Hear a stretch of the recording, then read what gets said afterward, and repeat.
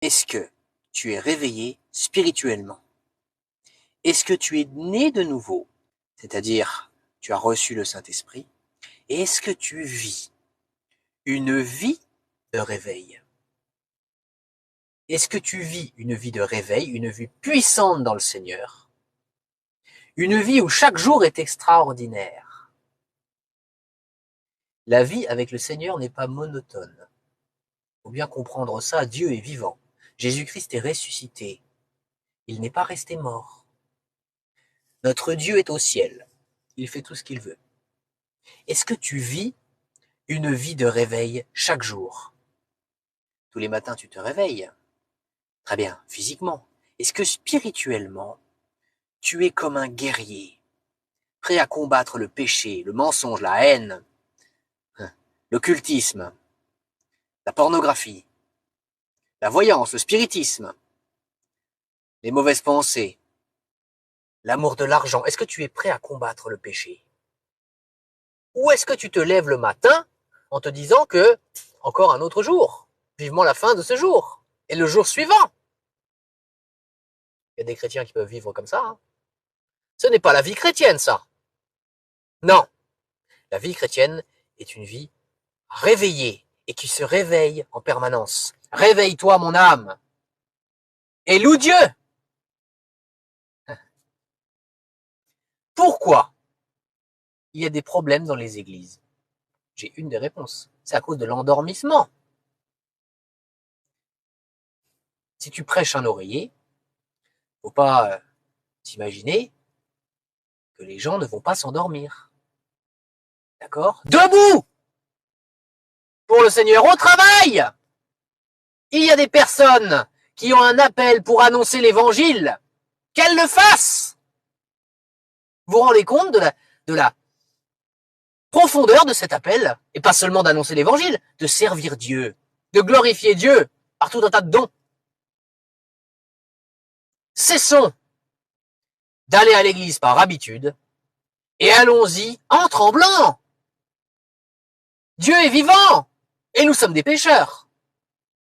Avec crainte et tremblement. Mettez votre salut en action avec crainte et tremblement. Louez le Seigneur de tout votre cœur.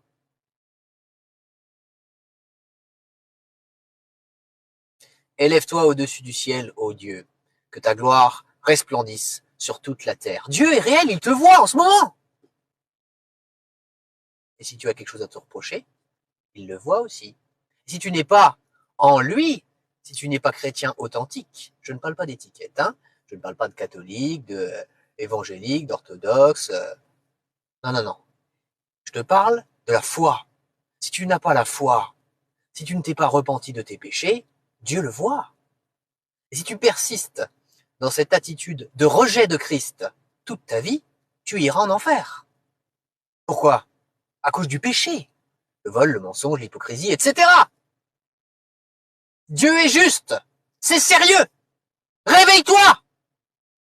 Réveille-toi, toi qui dors. Et le Christ t'éclairera. Comment être éclairé par le Christ? Comment vivre une vie de lumière? Une vie de réveil à chaque instant?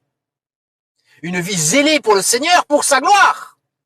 Une vie pour la gloire de Dieu? Et comment éviter l'enfer et aller au paradis? Pour toujours, là où il n'y aura plus jamais aucune souffrance.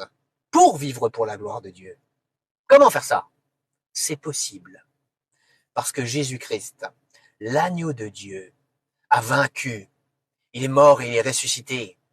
Il a tout payé pour ceux qui croiraient et qui se repentiraient. La justice de Dieu s'est abattue sur lui pour ceux qui croiraient et qui se repentiraient. Alors comment croire et comment se repentir? Eh bien, la Bible dit, comment croire et comment se repentir? La Bible dit, car Dieu a tant aimé le monde qu'il a donné son Fils unique, afin que quiconque croit en lui ne périsse pas, mais qu'il ait la vie éternelle. Viens à Christ! Il faut les deux, la foi et la repentance. Je t'invite à mettre ton prénom en commentaire à cette vidéo, si tu veux Christ dans ta vie, en tant que Seigneur, en tant que Sauveur. Et voici, en détail, ce qu'il faut croire et comment se repentir. Déjà la foi. Il faut que tu crois que Jésus-Christ est Dieu, est EST. Il faut que tu crois aussi que Jésus-Christ est le seul Fils de Dieu. Il faut que tu crois que Jésus-Christ est venu sur terre en tant que 100% homme et 100% Dieu pour payer pour tous tes péchés. Il faut que tu crois que Jésus-Christ a souffert pour tous tes péchés. Il faut que tu crois que Jésus-Christ est mort pour tous tes péchés sur la croix. Il faut que tu crois que Jésus-Christ a payé toute la justice de Dieu pour tous tes péchés, à ta place. Il faut que tu crois que Jésus-Christ a payé ton enfer éternel, à ta place. Et je ne dis pas que Jésus-Christ est allé souffrir en enfer, ça je n'ai pas trouvé d'endroit où c'est écrit dans la Bible. Mais ce que je te dis, c'est qu'il faut que tu crois que Jésus-Christ a payé ton enfer éternel à ta place. C'est-à-dire qu'il a réussi à payer ta punition illimitée, en un temps limité. Voilà ce qu'il faut que tu crois. Et il faut que tu crois que Dieu a ressuscité Jésus-Christ au 3e jour, et que Jésus-Christ ne mourra plus jamais.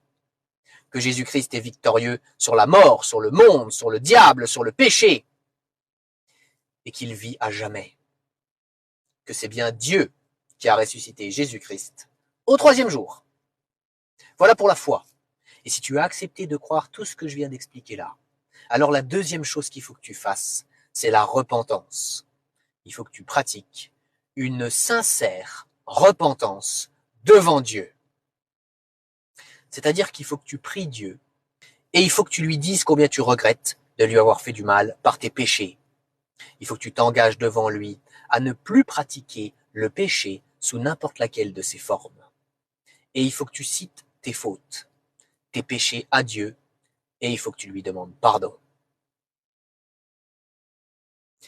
Alors arrête cette vidéo maintenant et pratique cette repentance. Réveille-toi, toi qui dors, et le Christ t'éclairera. Partage cette vidéo. Republie cette vidéo. Abonne-toi, répands l'évangile.